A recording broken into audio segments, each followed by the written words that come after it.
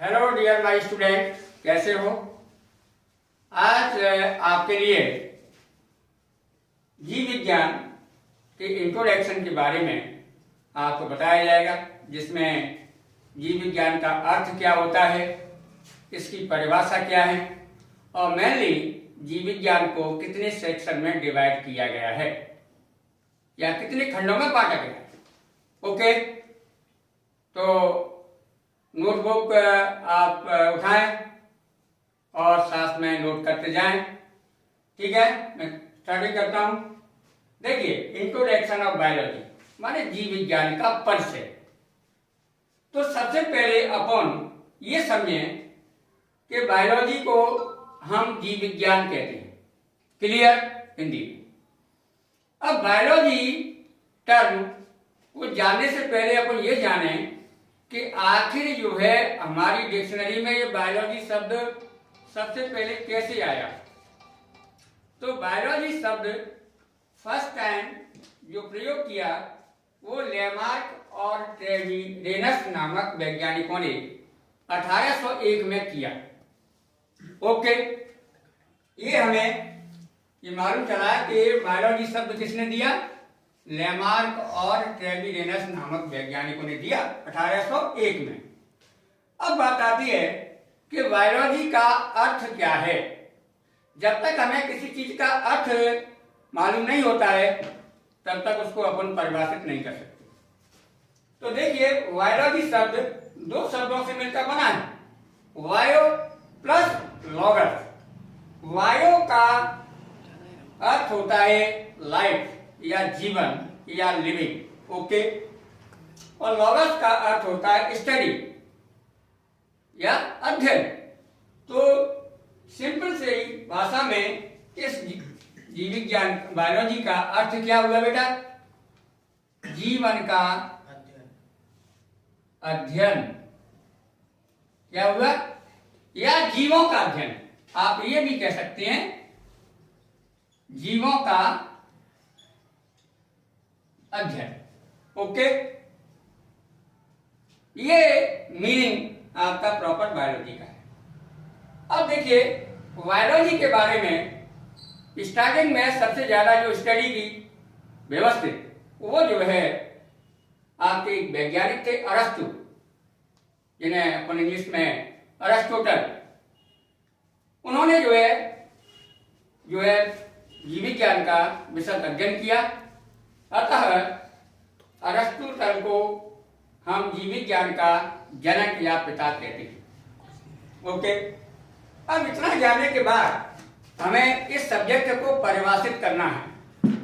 तो आप बड़े तरीके से कह सकते हैं कि विज्ञान की वह शाखा जिसके अंतर्गत उस पदार्थ और ऊर्जा का अध्ययन किया जाता है जो जैव तंत्र का भाग था या है, वो क्या कहलाएगा? आपका जीव विज्ञान कहलाता है।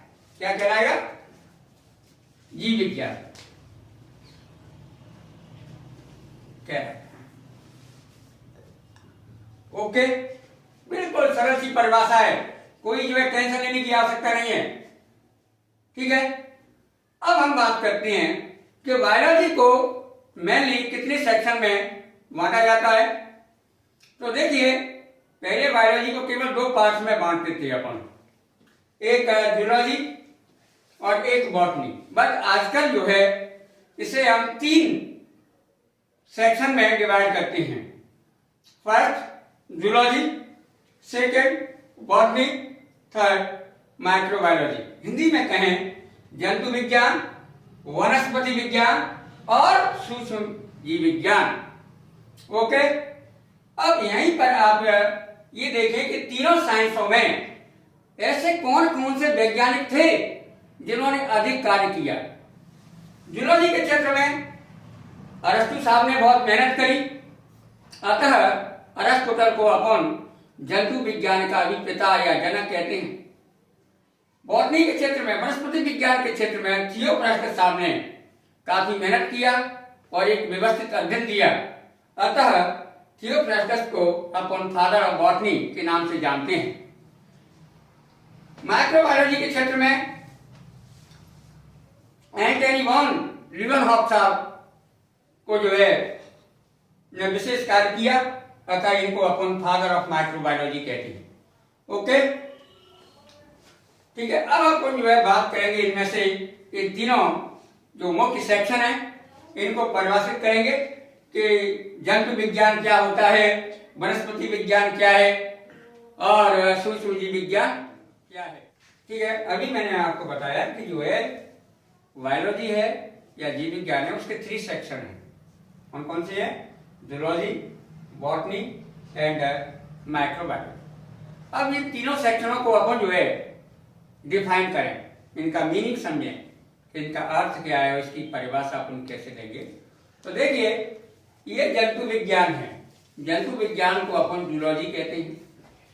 जूलॉजी टर्म है जू प्लस लॉगस से मिलकर बना है, जिसमें जू का अर्थ होता है एनिमल अर्थात जंतु, लॉगस मीन्स स्टडी होता है, अध्ययन। ओके, तो इसका मीनिंग क्या हो गया? जंतु, जूलॉजी का जंतुओं का अध्ययन। ठीक है, अब परिभाषा क्या हो सकती है कि जीव विज्ञान की वह शाखा जिसके अंतर्गत जंतुओं और जंतुओं से संबंधित विषयों का अध्ययन किया जाता है, उसे अपन क्या कहेंगे? जंतु विज्ञान या प्राणी विज्ञान कहते हैं। अरे भाई, जैसे अपन है, अपन कौन है? एनिमल है, स्तनी वर्ग के सदस्य हैं, अपन मैमिलियन है। तो जो है ये जो एनिमल्स हैं आपके आसपास में दिखाई दे रहे हैं, भेड़ है, बकरी है, ऊंट है, गाय है, भैंस है, मानव है? इन सब की स्टडी क्या है? जूलॉजी है। चाहे वो लोअर ऑर्गेनिज्म एक प्लाज्मोडियम हो, चाहे वो मानव हो, इस सबका अध्ययन क्या कहलाएगा? आपका जंतु विज्ञान कहलाएगा। दोबारा अपन परिभाषा को रिवाइज कर सकते हैं कि जीव विज्ञान की वह शाखा जिसके अंतर्गत जंतुओं और जंतुओं से संबंधित विषयों का अध्ययन किया जाता है, उसे अपन क्या कहेंगे? जंतु विज्ञान या जूलॉजी कहते हैं। Okay, clear. अब सेकंड सेक्शन जैसे बॉटनी है, वनस्पति विज्ञान। वनस्पति विज्ञान को अपन इंग्लिश में बॉटनी कहते हैं। बॉटनी शब्द जो है बॉटन से बना है, जिसका मतलब होता है चारागाह या प्लांट, पौधे। और बॉटन शब्द है ये शब्द भी बॉस्किन शब्द से मिलकर बना है, जिसका अर्थ होता है चरना। और बॉस्किन शब्द भी किससे बना है? बॉस से बना है, जिसका अर्थ होता है एनिमल अर्थात जंतु। तो वनस्पति शब्द का शाब्दिक अर्थ क्या हुआ कि ऐसे पौधों के लिए बॉटनी शब्द का यूज किया गया जिन्हें पेड़ पौधों को जंतु खाते हैं, चरते हैं। चारागाह मतलब क्या है?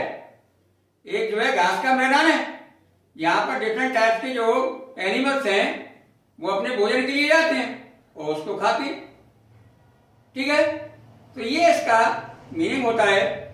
अब इसकी परिभाषा क्या हो सकती है वनस्पति विज्ञान की?